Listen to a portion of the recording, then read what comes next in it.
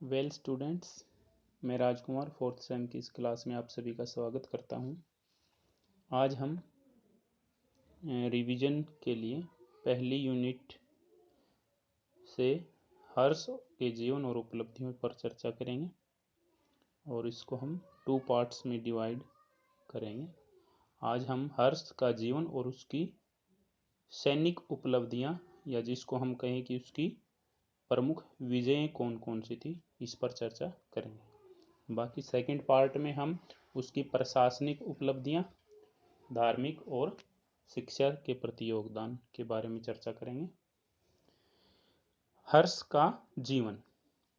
हर्षवर्धन पुष्यभूति वंश के प्रथम स्वतंत्र शासक और थानेश्वर के राजा प्रभाकर वर्धन का छोटा पुत्र था। हर्ष का जन्म 4 जून 590 ईस्वी को हुआ था। उसकी माता का नाम यशोमती था। हर्ष का बाल्यकाल उसके मामा के पुत्र भंडी तथा मालवराज महासेन गुप्त के पुत्र कुमारगुप्त और माधवगुप्त के साथ व्यतीत हुआ था। उसे इन राजकुमारों के साथ तीर कमान, तलवार तथा घुड़सवारी की शिक्षा दी गई थी। मात्र 14 वर्ष की आयु में वह 604 ईस्वी में हूणों के आक्रमण का सामना करने के लिए अपने बड़े भाई राज्यवर्धन के साथ गया था। 605 ईस्वी की परिस्थितियां वर्धन परिवार तथा वंश के लिए बहुत भयानक थी। हर्षवर्धन के पिता का देहांत हो गया और उसकी माता यशोमती देवी ने सती होकर प्राण त्याग दिए। हर्षवर्धन के आग्रह पर 605 ईस्वी में उसका बड़ा भाई राज्यवर्धन थानेश्वर का नया शासक बना। उसी समय गौड़ नरेश शशांक तथा मालवा के शासक देवगुप्त ने मिलकर हर्ष के बहनोई और कन्नौज के शासक गृहवर्मन को मार डाला तथा हर्ष की बहन राज्यश्री को बंदी बना लिया। अपनी बहन राज्यश्री को बचाने के लिए राज्यवर्धन ने मालवा पर आक्रमण कर दिया।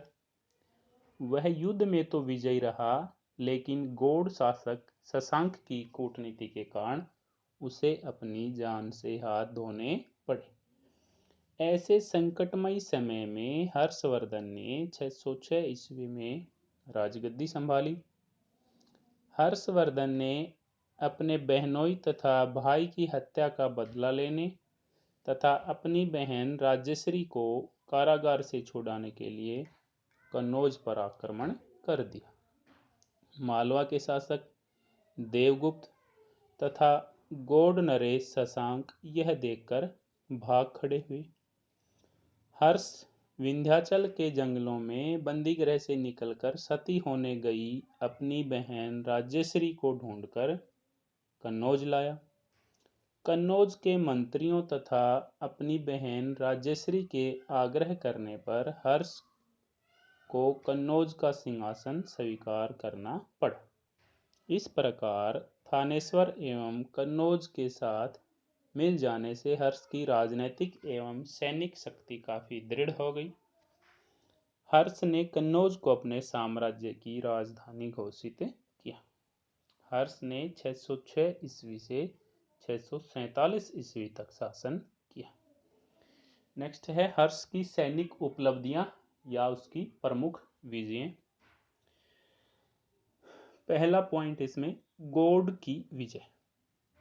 हर्ष ने सबसे पहले गौड़ प्रदेश, जो वर्तमान में बंगाल का क्षेत्र है, की तरफ अपना ध्यान दिया।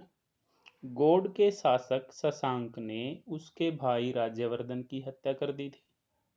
इसके अतिरिक्त वह बौद्धों का कट्टर शत्रु था। उसने गया के पवित्र बोधि वृक्ष को कटवा दिया था तथा कुशीनगर और वाराणसी के मध्य स्थित सभी बौद्ध विहार नष्ट करवा दिए। हर्ष ने अपने भाई की हत्या का बदला लेने के लिए अपने प्रधानमंत्री भंडी के नेतृत्व में शशांक के विरुद्ध सेना भेजी, परंतु वह शशांक को पूरी तरह पराजित करने में असफल रहा। कुछ समय पश्चात हर्ष ने कामरूप के राजा भास्कर वर्मन के साथ संधि कर ली। दोनों की सम्मिलित सेनाओं ने एक बार फिर शशांक पर आक्रमण किया। इस बार उन्होंने शशांक को पूरी तरह पराजित किया, परंतु वह राजधानी छोड़कर उड़ीसा की ओर भाग गया। शशांक के जीते जी हर्ष गौड़ प्रदेश को अपने राज्य में न मिला सका। उसकी मृत्यु के पश्चात यह प्रदेश अवश्य हर्षवर्धन के राज्य का अंग बन गया। नेक्स्ट है 5 प्रदेशों की विजय। बंगाल विजय के पश्चात हर्ष ने निरंतर कई युद्ध किए। ह्वेनसांग के अनुसार 606 ईस्वी से 612 ईस्वी तक उसने उत्तरी भारत के 5 प्रदेशों पर विजय प्राप्त की। ये प्रदेश संभवतः पंजाब, कन्नौज, बंगाल, बिहार और उड़ीसा थे। इन विजयों से हर्ष की प्रतिष्ठा चारों तरफ फैल गई। नेक्स्ट है वल्लभी की विजय। हर्ष के समय वल्लभी, जो वर्तमान में गुजरात का क्षेत्र है, काफ़ी समृद्ध प्रदेश था। इस राज्य का भौगोलिक दृष्टि से काफ़ी महत्व था, क्योंकि यह उत्तर में हर्ष के साम्राज्य तथा दक्षिण में चालुक्य नरेश पुलकेशिन द्वितीय के साम्राज्य के बीच पड़ता था। हर्ष इसको जीत करके अपनी दक्षिण की कार्यवाही का आधार बनाना चाहता था। इसलिए हर्ष ने एक अनुमान के अनुसार 630 ईस्वी से 640 ईस्वी के बीच वल्लभी पर आक्रमण कर दिया। उस समय दुर्योधन द्वितीय वहां का शासक था। दुर्योधन पराजित हुआ और उसने भागकर गुर्जर नरेश दद्दा के यहाँ शरण ली, जिसका उल्लेख नौसारी दानपात्र में मिलता है। बाद में वल्लभी नरेश ने हर्ष से मित्रता कर ली और उसके अधीन रहना स्वीकार कर लिया। दुर्योधन द्वितीय के व्यवहार से प्रसन्न होकर हर्ष ने अपनी पुत्री का विवाह उसके साथ कर दिया। इससे वल्लभी हर्ष के विरोधी चालुक्यों के उत्तर की ओर विस्तार में बाधा बन गया। यह हर्ष की एक महान कूटनीतिक सफलता थी। नेक्स्ट है पुलकेशिन द्वितीय से युद्ध।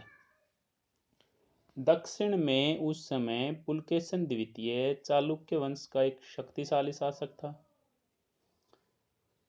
हर्ष जहां दक्षिण की ओर अपने साम्राज्य का विस्तार करना चाहता था, वहीं पुलकेशिन द्वितीय उत्तर की ओर अपने साम्राज्य को फैलाना चाहता था।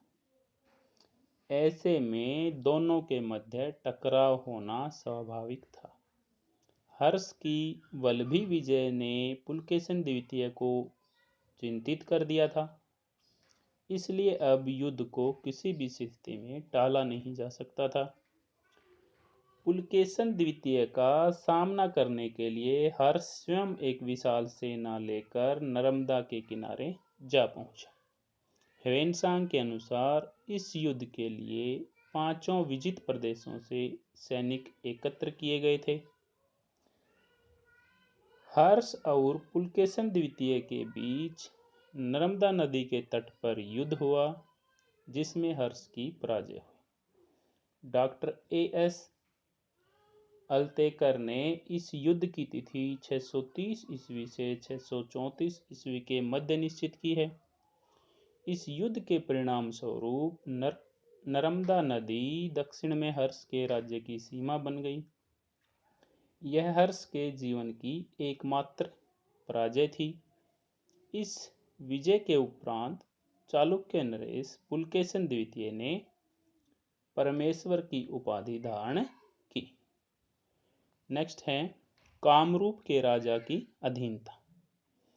हर्ष की कामरूप, जो वर्तमान में असम का क्षेत्र है, उसके राजा भास्कर वर्मन के साथ संधि हुई थी।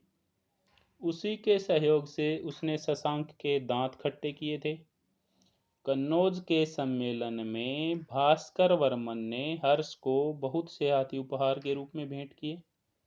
स्पष्ट है कि कामरूप का राजा हर्ष के अधीन था, परंतु कुछ इतिहासकारों का मत है कि हर्ष ने कामरूप प्रदेश पर आक्रमण किया और उसे जीत लिया था, परंतु हर्ष ने उसका राज्य उसे लौटा दिया क्योंकि उसकी सेवाओं से वह अपने भाई के वध का बदला ले सका था। नेक्स्ट है सिंध की विजय।